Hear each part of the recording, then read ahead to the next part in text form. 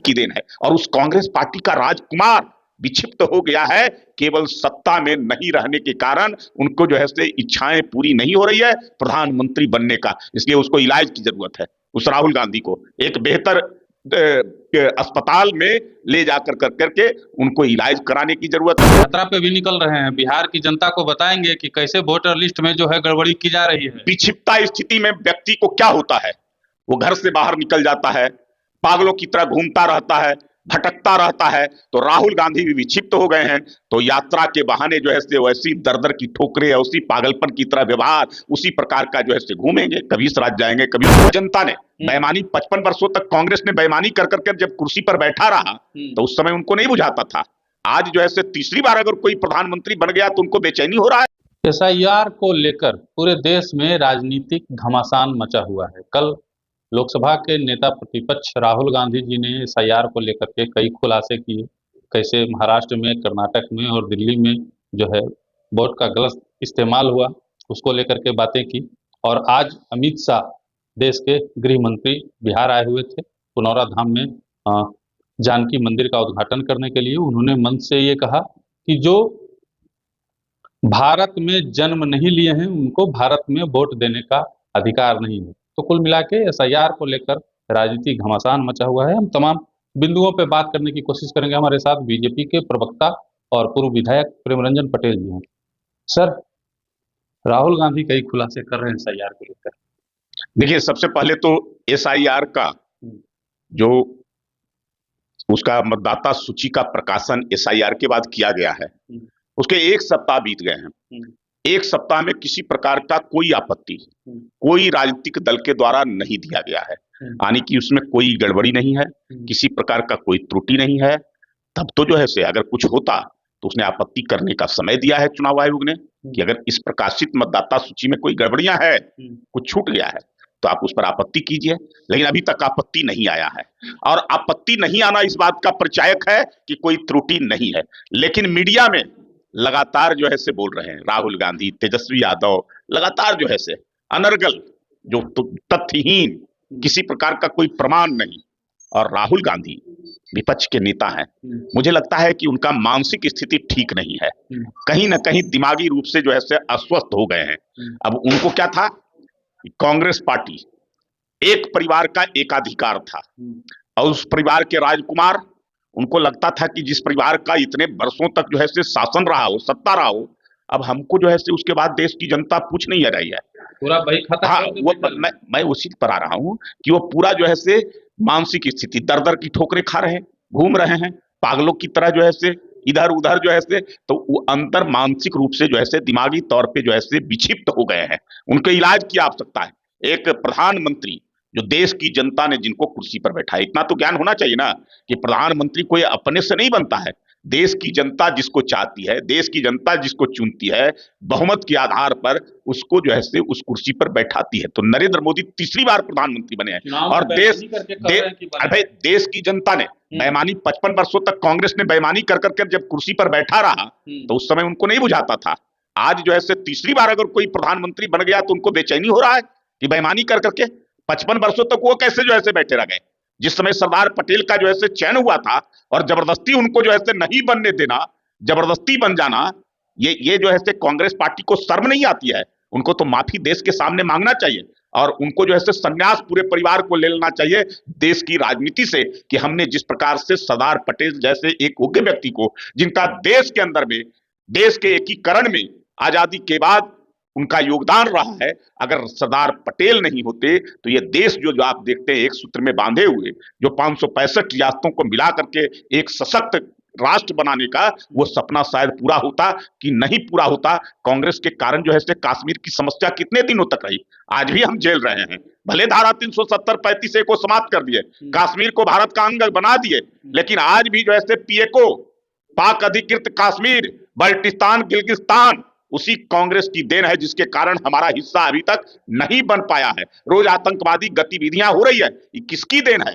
ये जो है से कांग्रेस पार्टी की देन है। और उस कांग्रेस पार्टी का राजकुमार विक्षिप्त हो गया है केवल सत्ता में नहीं रहने के कारण। उनको जो है से इच्छाएं पूरी नहीं हो रही है प्रधानमंत्री बनने का, इसलिए उसको इलाज की जरूरत है। उस राहुल गांधी को एक बेहतर अस्पताल में ले जाकर कर करके उनको इलाज कराने की जरूरत है।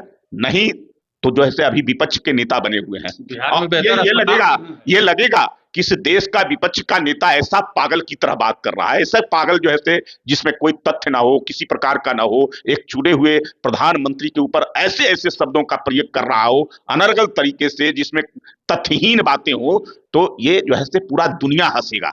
दुनिया जो है हंसी का पात्र बनाएगा इस देश को, और विपक्ष के नेता को तो बनाएगा ही। तो मुझे लगता है कि उनको इलाज की जरूरत है। मैं तो सलाह दूंगा सरकार को कि उसको बेहतर से बेहतर एक अस्पताल में इलाज अच्छे डॉक्टरों से कराना चाहिए, ताकि कम से कम ये दुनिया के अंदर में जो है भारत देश का हंसी का पात्र न बने कि एक विपक्ष का नेता जो है इस प्रकार से मानसिक स्थिति असंतुलित हो गया है। अब यात्रा पे भी निकल रहे हैं, बिहार की जनता को बताएंगे कि कैसे वोटर लिस्ट में जो है गड़बड़ी की जा रही है। विक्षिप्ता स्थिति में व्यक्ति को क्या होता है, वो घर से बाहर निकल जाता है, पागलों की तरह घूमता रहता है, भटकता रहता है। तो राहुल गांधी भी विक्षिप्त हो गए हैं। तो यात्रा के बहाने जो है वैसी दर दर की ठोकरें, उसी पागलपन की तरह व्यवहार, उसी प्रकार का जो है घूमेंगे, कभी इस राज्य जाएंगे, कभी उस राज्य जाएंगे, कभी यात्रा करेंगे। वही विक्षिप्तता की स्थिति जो है दर्शाता है कि राहुल गांधी बिना वजह बेवजह यात्रा कर कर कर करके अपनी मानसिक स्थिति को जो है और लोगों के बीच में जो है ले जाकर के बताएंगे कि मैं कैसे विक्षिप्त हो गया हूं प्रधानमंत्री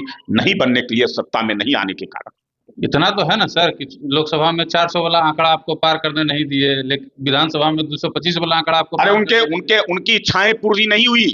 वो प्रधानमंत्री बनने से रोकने के लिए पूरा यत्न कर लिए, पूरा प्रयत्न कर लिए, महागठबंधन बनाए ऐसे ऐसे पार्टियों के साथ जिनके साथ उनका न किसी प्रकार का नीति, किसी प्रकार का जो है कोई विचार मेल नहीं खाता हो, और उसके बावजूद जो है वो रोक नहीं सके।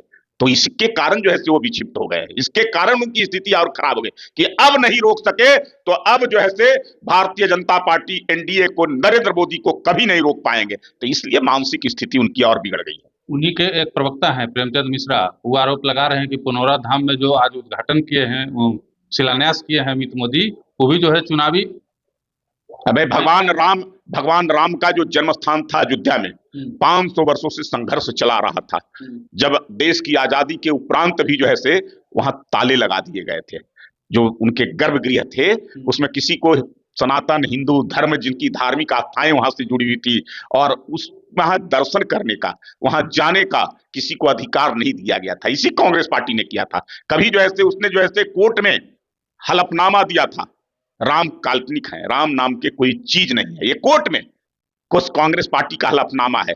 कभी जो है भगवान राम के लंका जाते हुए राम सेतु का निर्माण किए थे, और उस राम सेतु को नष्ट करने का काम, उसको जो है विनाश करने का काम जो है उन्होंने किया था, जिसका जो है वैज्ञानिक लोगों ने भी जो है दर्शाया कि ये पौराणिक काल से बना हुआ ये राम सेतु है। नासा ने भी कहा कि जो है इसके प्रमाण है इस सेतु के बनाने के कि कभी जो है ये पौराणिक काल में बनाए गए थे। तो ये कांग्रेस की पार्टी तो ये करेंगे ना। भगवान राम का मंदिर बन गया, उनके लाख विरोध के बावजूद भारतीय जनता पार्टी सत्ता में आई कि ना किसी प्रकार का कोई विरोध के, और एक कोई व्यक्ति चू तक नहीं किया। और भव्य मंदिर का निर्माण, जिसकी कल्पना देश के लोगों ने सोचा था कि होगा कि नहीं होगा, जिस प्रकार से जो इसके लिए संघर्ष हुआ, लाखों लोगों की कुर्बानियां हुई, लाखों लोग उसके आंदोलन में शहीद हुए, और उस जगह पर जो है स्थान पर भव्य मंदिर का निर्माण। तो जब भगवान राम का मंदिर का निर्माण हो गया, तो उनकी अर्धांगनी, उनकी धर्मपत्नी सीता जी का, उनके जन्म स्थान को कैसे छोड़ा जा सकता था। इसलिए बिहार की सरकार, यह हमारी पुण्य भूमि है कि भगवान राम के धर्मपत्नी का जन्म स्थान मां जानकी का ये पुनौरा धाम सीतामढ़ी में है, जहां धरती से वो निकली थी। तो उस स्थान पर भव्य मंदिर के निर्माण के लिए बिहार की सरकार ने 1000 करोड़ रुपए दिए हैं। और जैसे सोमपुरा परिवार ने उस मंदिर के निर्माण की रचना की थी, जैसा उसके डिजाइन तैयार किए थे, वही सोमपुरा परिवार के माध्यम से इस मंदिर के भी डिजाइन उसी तर्ज पर बनाने का काम किया है। हर प्रकार की सुविधाएं, वहां एयरपोर्ट बनेंगे, वहां सड़कें रामायण सर्किट से जोड़ने का काम उसको किया गया है, और सुविधाएं मिलेगी हर प्रकार की लोगों को आने के लिए कि भगवान राम के जन्म स्थान को जो व्यक्ति आएंगे पूरे देश ही नहीं दुनिया से दर्शन करने, उनका दर्शन अधूरा होगा जब तक वो सीतामढ़ी मां जानकी के जन्म स्थान को दर्शन नहीं करेंगे। तो हमारा पर्यटन के क्षेत्र में जो है एक बड़ा मील का पत्थर साबित होगा, विकास होगा। लोग जितनी बड़ी संख्या में यहाँ जब आएंगे तो लोगों को रोजगार भी मिलेगा, यहाँ का जो है विकास में कड़ी, बहुत बड़ी कड़ी जुटेगी इससे। ये भी कह रहे हैं कि जब जब चुनाव आता है आपको धर्म की याद आती है, राम की याद आती है। चुनाव होता रहता है, हर 5 साल पर होता है, और ये जो है से चुनाव से कोई लेना नहीं है। बिहार के विकास में एक कड़ी को जोड़ना, हमारे बिहार एक पौराणिक राज्य रहा है, ऐतिहासिक राज्य रहा है, बहुत सारे इतिहास इससे जुड़े हुए हैं। उन इतिहासों को संजोना, उसको मजबूत बनाना, ये हमारी बिहार की पहचान देश ही नहीं दुनिया के स्तर पर स्थापित करता है। उसको और जितना हम स्थापित करते हैं, हमने नालंदा विश्वविद्यालय को, जो दुनिया में कहीं विश्वविद्यालय नहीं था, तब नालंदा का विश्वविद्यालय स्थापित था। दुनिया के लोग यहाँ पढ़ने के लिए, शिक्षा ग्रहण करने के लिए आते थे, और उस नालंदा विश्वविद्यालय को हमने पुनर्जीवित करने का काम किया। तो रामायण कालीन माँ जानकी, भगवान राम जिसको हम लोग जानते हैं, उनके जन्म स्थान हमारे बिहार के अंदर है, तो उस स्थान को भी किया है। बहुत सारे ऐसे पौराणिक स्थल है, बहुत सारे ऐसे धार्मिक स्थल है, बहुत सारे ऐसे जो हमारी जो ऐसे विशेषताओं को पूरे दुनिया के स्तर पर स्थापित करता है। उन सभी स्थानों को धीरे धीरे हम उसी रूप में स्थापित करेंगे, और दुनिया में हम इस बिहार को देश के रूप में जाने जाए, इस रूप में हम जो है से उसके विकसित करने का काम करेंगे, जिसके इसका नाम रोशन हो सके बिहार का। चलिए, प्रेमरंजन पटेल जी को सुन रहे थे, तमाम सवालों का जवाब इन्होंने दिया है। बाद बाकी आप क्या सोचते हैं कमेंट बॉक्स में जरूर बताइएगा।